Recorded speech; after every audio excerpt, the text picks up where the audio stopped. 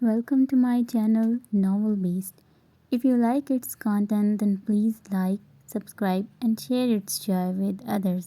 Thank you. Principal sir, मैं आई कम इन? आरजू दरवाजे में खड़ी बोली। इजाज़त मिलने पर वो अंदर दाखिल हुई और फिर आरजू खान का हलक तक कड़वा हो गया जब प्रिंसिपल के सामने वाली चेयर पर उसने सुर्ख चेहरा लिए बैठे दानियाल को देखा। आरजू ने अफसोस से ऊपर देखा, जैसे अल्लाह से कह रही हो बस ये होना बाकी था।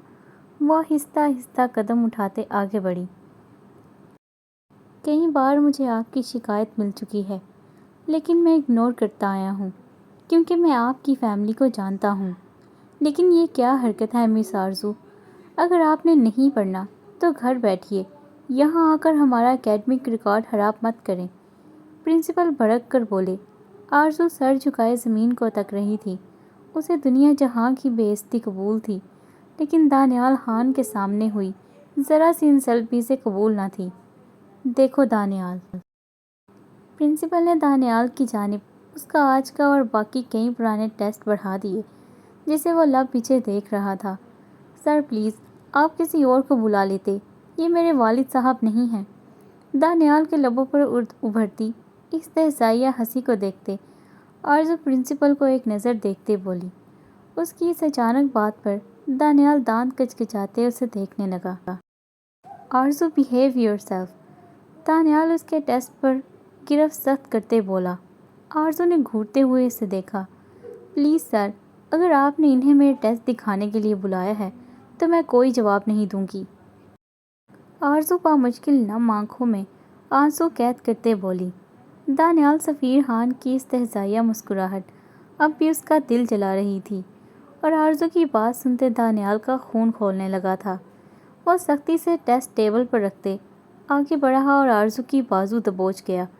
प्रिंसिपल हैरत से इन्हें देख रहे थे। सकलैन साहब, मैं आपसे बाद में मिलता हूँ। दानियाल बामुश्किल मुस्कुरा पाया था, वरना जो इज़्ज़त अफजाई आरज़ू दानियाल की यहाँ कर चुकी थी, उस सिचुएशन में तो दानियाल बस आरज़ू खान को यहीं गाड़ देने का इरादा रखता था। उसका बाजू दबोचे बाहर निकला। क्लासेस होने की वजह से वहाँ स्टूडेंट्स ना होने के बराबर थे। ऑफिस रूम के साथ बने वेटिंग रूम में लाते उसने आरज़ू को पढ़ा था। तुम्हें तमीज़ है आरज़ू खान? क्या मैं ये समझूं कि तुम एक छोटी बच्ची हो जिसे बस अपनी ही करनी होती है हर वक्त? तुम जानती हो तुम क्या बोल रही थी वहाँ? वो गुस्से से मुट्ठियाँ बीचे शोले टपकाती नज़रों से आरज़ू को देखते बोला, जो नम आंखों से उसे देख रही थी। तो किसने कहा था यहाँ आने को? मैंने कहा था मत आया करे वहाँ जहाँ मैं होती हूँ। क्यों हंस रहे थे आप? गुस्से से बोलते बोलते आरज़ू की आंखों से आंसू फिसल कर उसके चेहरे पर गिरने लगे थे। वो बार बार पलकें झपकाने लगी। दानियाल ने लब सख्ती से एक दूसरे में पेवस्त किए थे। दफ़ा हो जाए यहाँ से, वो लब पीछे सूं सूं करते बोली। दानियाल आंखें नीचे गुस्सा काबू करने की कोशिश करने लगा। किसने कहा था तुम्हें साइंस रखने को? हाँ, जब पढ़ा नहीं जाता तुमसे? दानियाल सख्ती से बोला। आरज़ू ने उसके चेहरे की जानिब देखा। माँ कह रही थी साइंस आसान है, मुझे क्या पता था उसे नहीं पढ़ा जाता। वो रोते हुए बोली।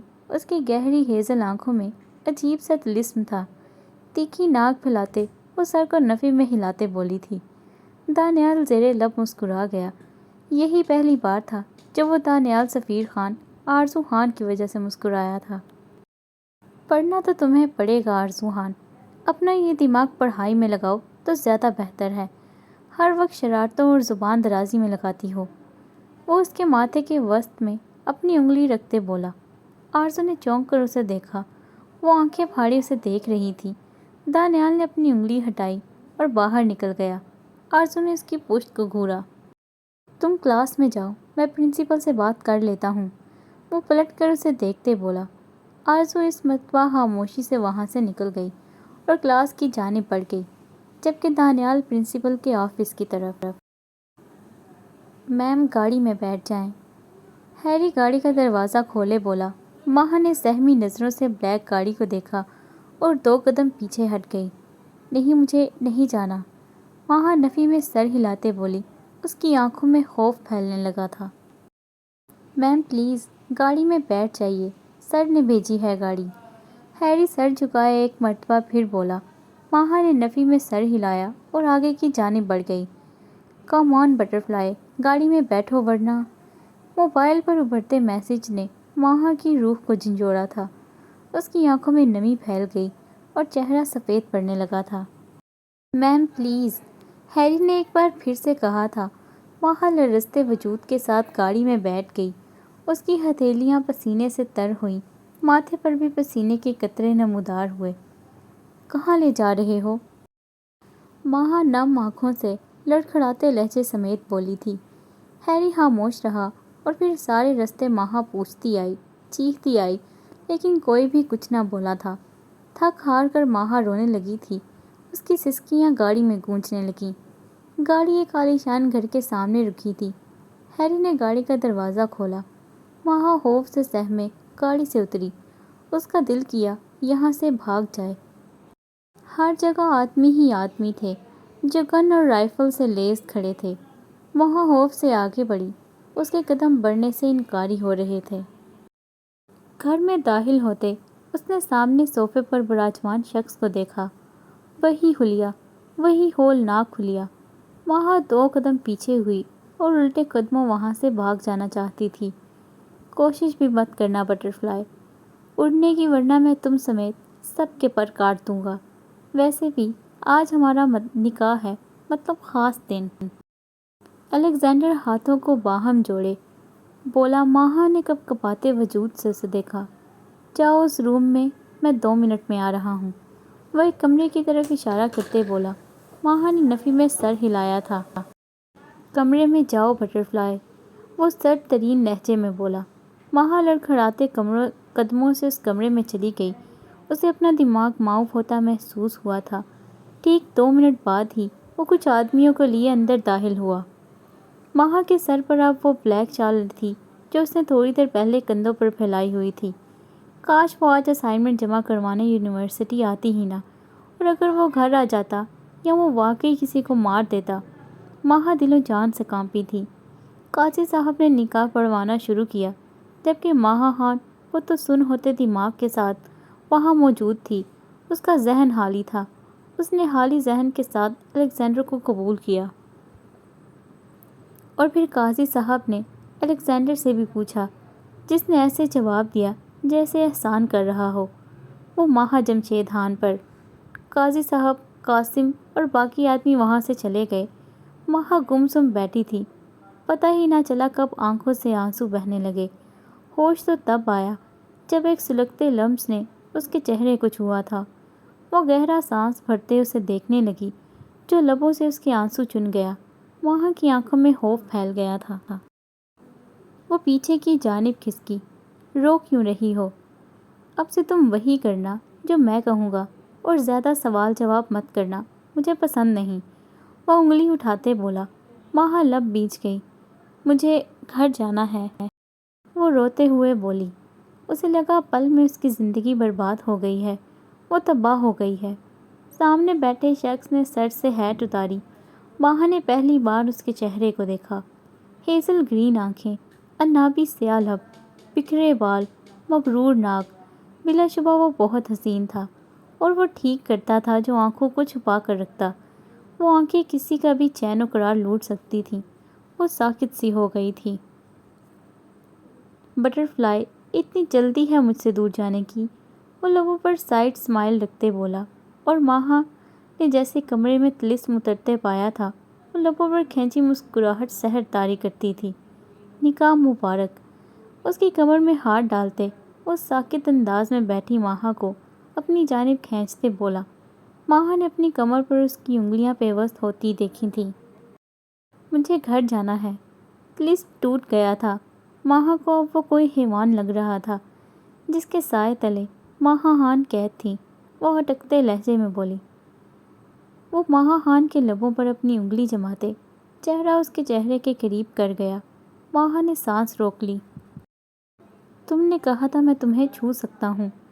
اس کی آنکھوں میں چمک ابھری۔ وہ محبت کی، چاہ کی چمک نہیں تھی، وہ سرد شفقت بھری بدلے کی آگ کی چمک تھی۔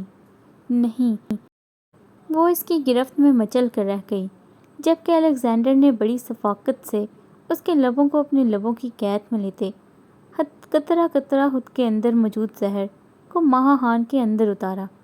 ماہا کو اس کی جارحانہ گرفت میں اپنا دم گھٹتا محسوس ہوا تھا، جبکہ الیگزینڈر کے ہاتھ اسے اپنی کمر کے اندر دھنستے ہوئے محسوس ہوئے۔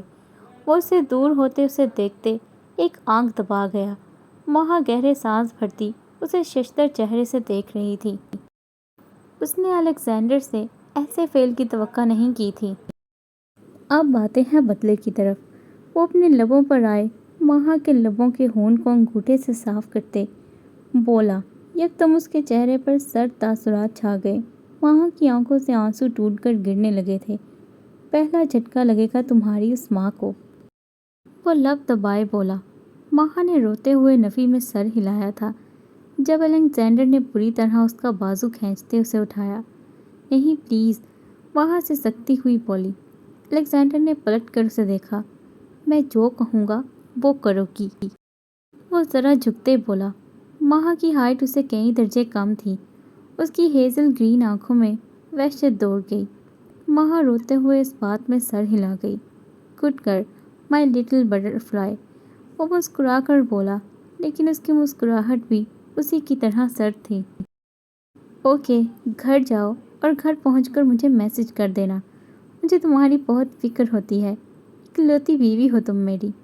وہ اکلوتی پر زور دیتے بولا۔ اس کے کندھے پر ہاتھ جماتے وہ مسکرایا تھا۔ ماہا ہولے سے لرز گئی، بیک بون میں سرسراہٹ سی دوڑ گئی۔ جاؤ، ہیری تمہیں یونیورسٹی چھوڑ دے گا، وہاں سے تم گھر جانا۔ وہ سگار کوٹ سے نکالے اسے سلگاتے بولا۔ ماہا وہاں سے پلٹ گئی۔ وہ بس کسی طرح وہاں سے نکل جانا چاہتی تھی، جبکہ الیگزینڈر کے لبوں پر پراسرار مسکراہٹ تھی۔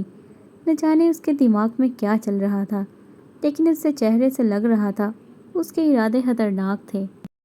شادی کی تیاریاں عروج پر تھیں۔ کل آرزو کے کالج میں بھی کمپٹیشن سٹارٹ ہونے والے تھے۔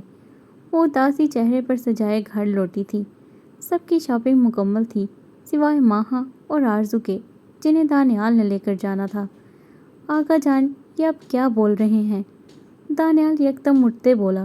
آقا جی نے سختی سے اسے بیٹھنے کا اشارہ کیا تھا۔ وہ لب پیچھے بیٹھ گیا۔ تم جانتے ہو اس کے علاوہ ہمارے پاس کوئی راستہ نہیں دانیال، تم آرزو سے نکاح کر لو، ویسے بھی شادی تو تمہیں کرنی ہی ہے اب۔ آقا جان سنجیدگی سے بولے۔ دانیال نے باپ کو دیکھا جو خاموش بیٹھے تھے، جس کا صاف مطلب تھا وہ اس فیصلے پر راضی تھے۔ آقا جان، وہ بد دماغ لڑکی ہے، نہ اسے تمیز ہے نہ ہی پہننے کا ڈھنگ، اسے بس اپنی کرنی ہوتی ہے، میرا اس کے ساتھ گزارا مشکل ہے۔ دانیال مٹھیاں بھیجے بولا۔ وقت کے ساتھ سب ٹھیک ہو جائے گا دانیال، وہ سب سمجھ جائے گی، تم جانتے ہو اس کی زندگی پر خطرہ ہے۔ آقا جی اسے سمجھانے کے سے انداز میں بولے۔ دانیال جبڑے بیچ گیا۔ آرزو خان سے شادی، اف، وہ تو مر کر دوبارہ زندہ ہو جاتا تب بھی ایسا نہ سوچتا۔ دانیال مجھے شرمندہ مت کرو، میں شہیر سے وعدہ کر چکا ہوں، تم آرزو کا خیال رکھو گے۔ آقا جی یاسیت سے بولے۔ دانیال نے سر ہاتھوں میں گرایا تھا۔ وہ کیا کرتا اس لڑکی کا جو اسے بدلے لیتی تھی۔ دانیال سفیر خان اور آرزو خان بہت الگ تھے، وہ دونوں اکٹھے ہرگز نہیں رہ سکتے تھے۔ ٹھیک ہے آقا جان، لیکن میری ایک شرط ہے، مجھے نکاح کے ساتھ ہی رخصتی چاہیے۔ میرے اور آرزو کے معاملات میں کوئی نہیں بولے گا، نہ میں کسی کو جواب دہ ہوں گا۔ وہ اٹل لہجے میں بولا تھا۔ تو آقا جی مسکرا اٹھے۔ ہمیں منظور ہے، وہ مسکرا کر بولے تو دانیال وہاں سے اٹھتے باہر نکل گیا۔ بابا آپ کو کیا لگتا ہے اس طرح آرزو محفوظ رہے گی؟ کب سے خاموش بیٹھے جمشید صاحب نے کسی سوچ کے تحت کہا۔ ہاں مجھے یقین ہے جمشید، دانیال کبھی اپنی عزت پر آنچ نہیں آنے دے گا، آقا جی اٹل انداز میں بولے تھے۔ دونوں بھائیوں نے اس بات میں سر ہلایا، یہ جانے بغیر اگر آرزو خان ہی نہ مانی تو